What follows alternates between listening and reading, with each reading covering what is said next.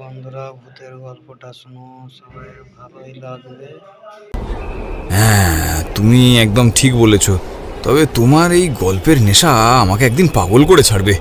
তবু চলো দেখি আজ কি শোনান উনি। রাস্তায় বেরিয়ে দেখি কলকাতার বিকেল তখন জমজমাট।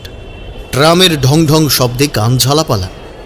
রিক্সাওয়ালারা হাই হাই করে পথ চাইছে, আর পথের ধারে চায়ের দোকানে লোকজন গল্পে মশগুল।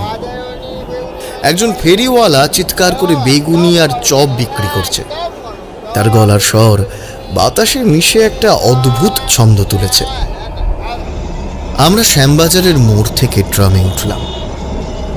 জানলা দিয়ে দেখি রাস্তার দুপাশে পুরনো বাড়ির ছাদে কাক ডাকছে।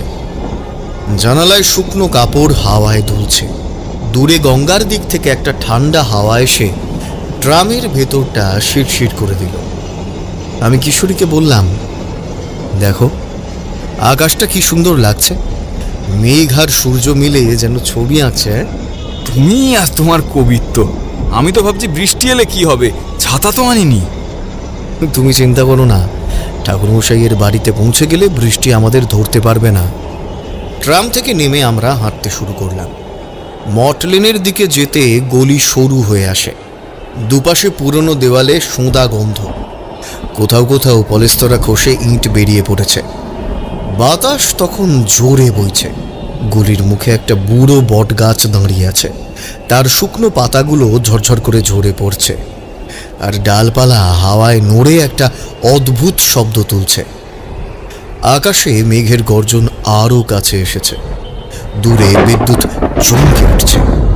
কিশোরী হঠাৎ আমার হাত ধরে বলল, বিভূতি, ওই গলির মুখটায় কি একটা নড়ল না?